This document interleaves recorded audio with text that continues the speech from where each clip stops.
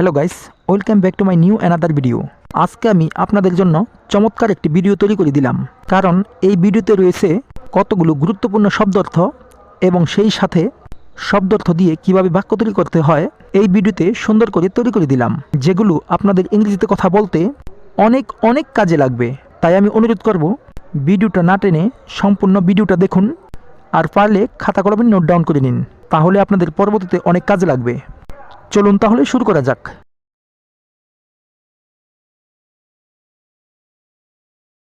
প্রথমেই আছে add. Add মানে যোগ করা।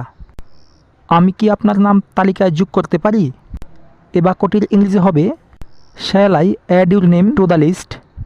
এখানে শ্যাল আই অর্থ আমি কি পারি, অ্যাড মানে যোগ করা, ইউর নেম অর্থ আপনার নাম, টু দ্য লিস্ট অর্থ তালিকায়। Shall I add your name to the list অর্থ আমি কি আপনার নাম তালিকায় যোগ করতে পারি। পরের শব্দটা দেখি, পুল। পুল মানে টানা। সে আমাকে দড়ি টানতে সাহায্য করেছিল।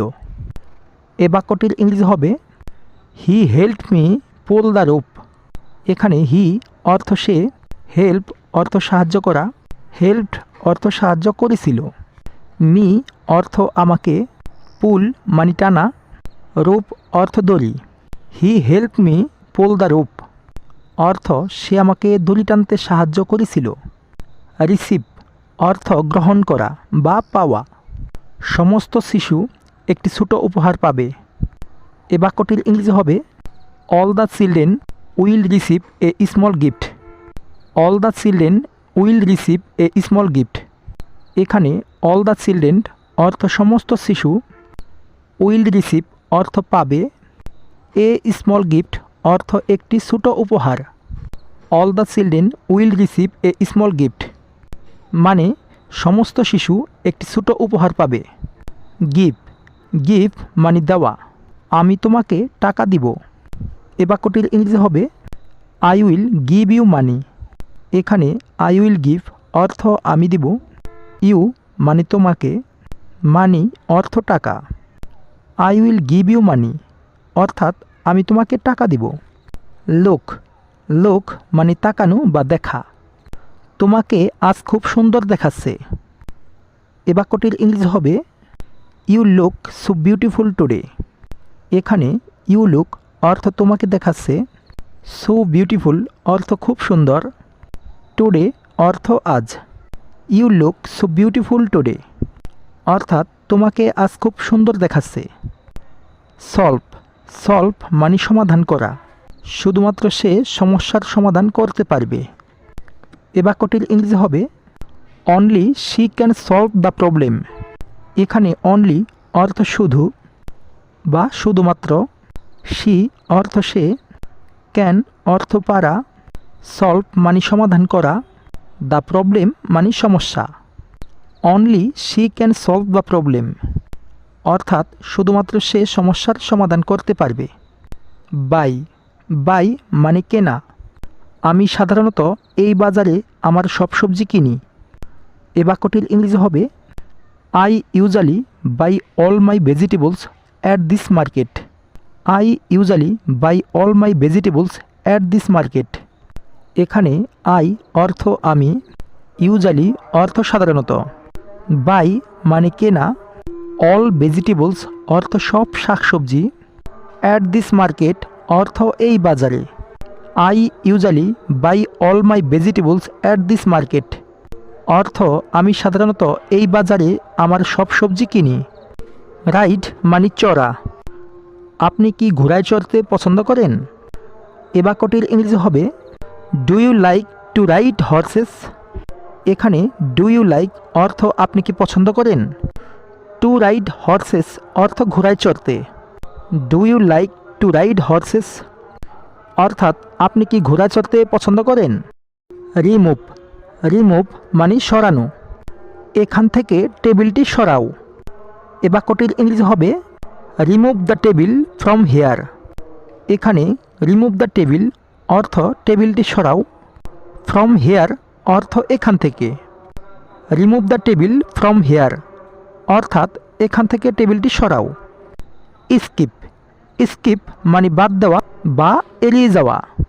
সে বিকালের ক্লাস এড়িয়ে যাওয়ার সিদ্ধান্ত নিয়েছে। এ বাক্যটির ইংরেজি হবে he decided to skip afternoon classes. এখানে হি ডিসাইডেড অর্থ সে সিদ্ধান্ত নিয়েছে, স্কিপ অর্থ এড়িয়ে যাওয়ার, আফটারনুন ক্লাসেস অর্থ বিকালের class. He decided to skip afternoon classes অর্থ সে বিকালের ক্লাস এড়িয়ে যাওয়ার সিদ্ধান্ত নিয়েছে। পরেরটা দেখি, আক্স। আক্স মানে জিজ্ঞাসা করা। একবার পথ হারানোর চেয়ে দুইবার জিজ্ঞাসা করা ভালো।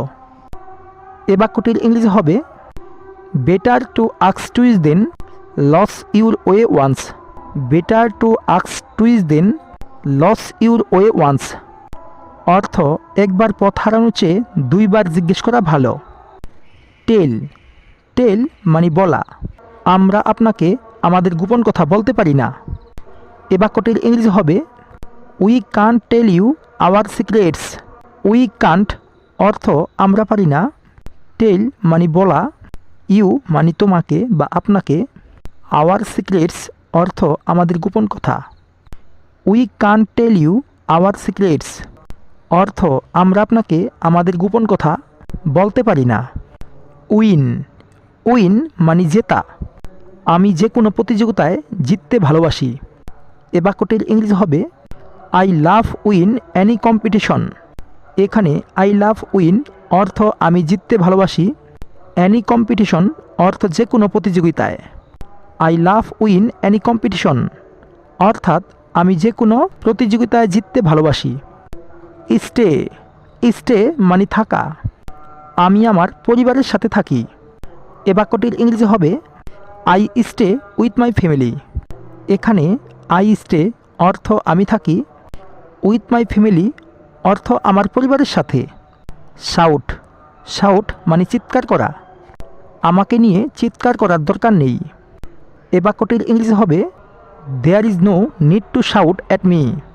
দেয়ার is no need to shout at me অর্থ আমাকে নিয়ে চিৎকার করার দরকার নেই। অ্যাভয়েড।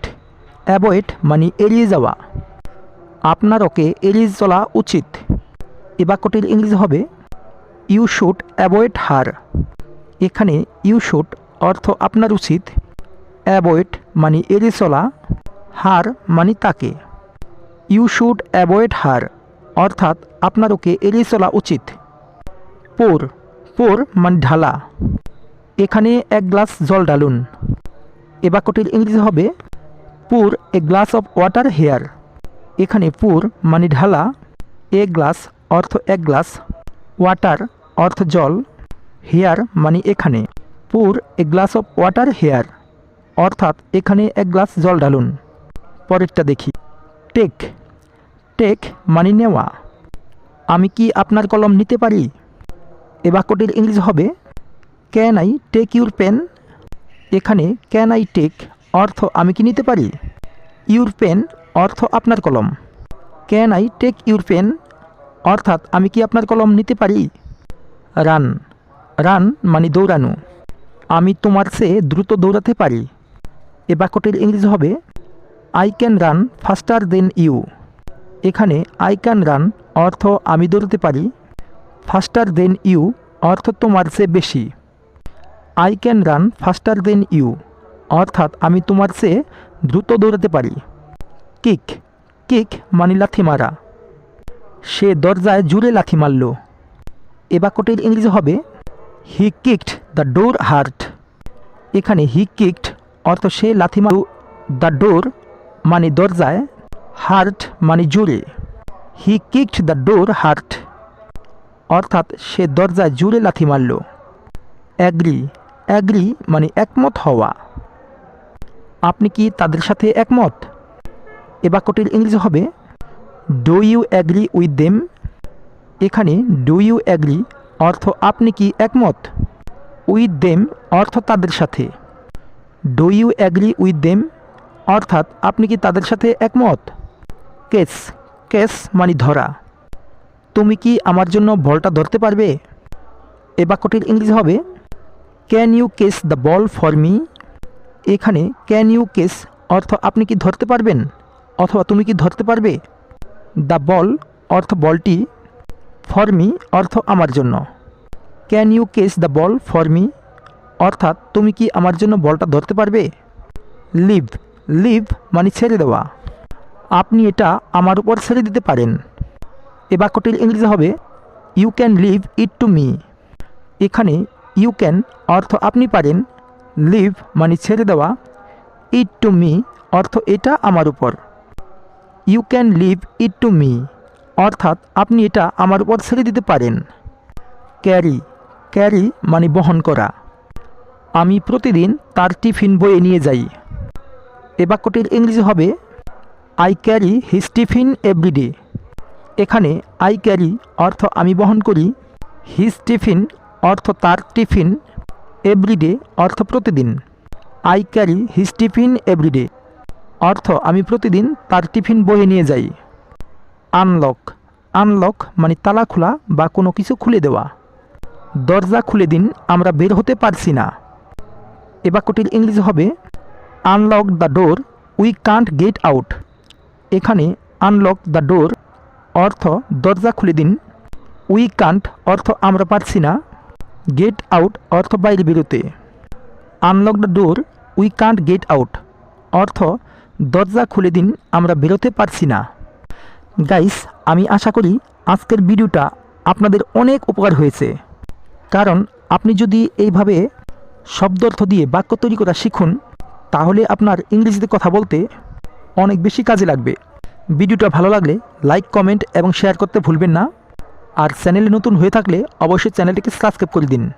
যারা এই মুহূর্তে ফেসবুক পেজ থেকে দেখছেন তারা অবশ্যই পেজটাকে ফলো করে দিন। আজকে এ পর্যন্তই। Thank you so much.